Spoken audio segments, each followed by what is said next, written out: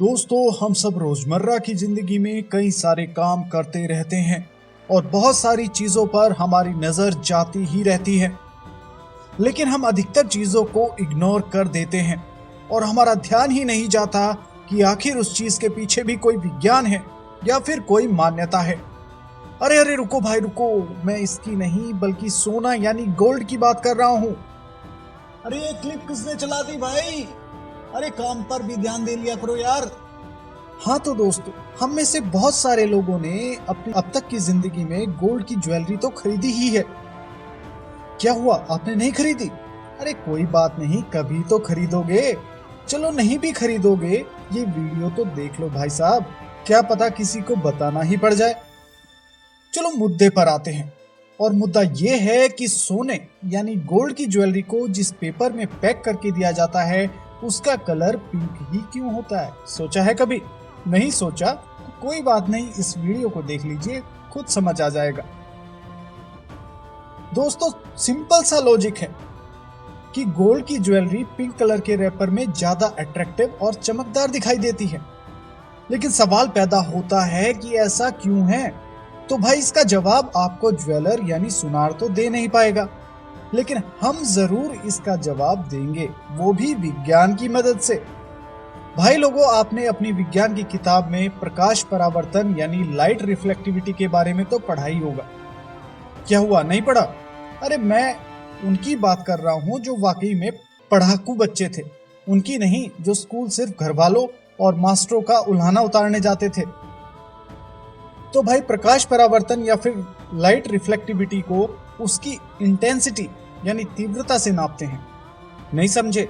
चलो सिंपल भाषा में समझ लो। देखो, जब लाइट यानी प्रकाश किसी पॉलिश किए हुए चमकदार सरफेस पर पड़ती है तो रिफ्लेक्ट होती है यानी परावर्तित होती है, और जितनी ज्यादा मात्रा में लाइट रिफ्लेक्ट करेगी वो सरफेस उतना ही चमकदार दिखाई देता है। अब तो समझ गए होंगे।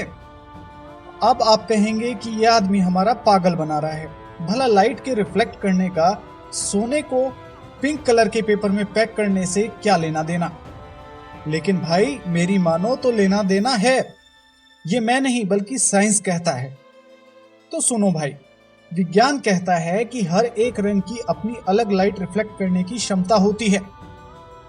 जैसे घास हरी होती है, आसमान नीला होता है, वगैरह वगैरह। अब इस थ्योरी में एक और ट्विस्ट है। अब एक बार फिर हमें विज्ञान की किताब दोबारा खोलनी पड़ेगी और देखना पड़ेगा कि कॉन्ट्रास्ट फैक्टर क्या भला होती है। नहीं समझे? चलो अब एकदम समझ जाओगे।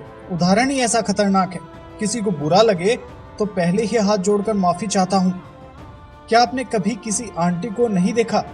अरे भाई मेरा मतलब है साड़ी पहने हुए। तो आपने कभी ध्यान दिया है कि नेल पॉलिश से लेकर ब्लाउज तक और साड़ी से लेकर बिंदी तक सब मैचिंग होता है? अरे आंटी को छोड़ो, आप खुद भी तो मैचिंग पहनते हो।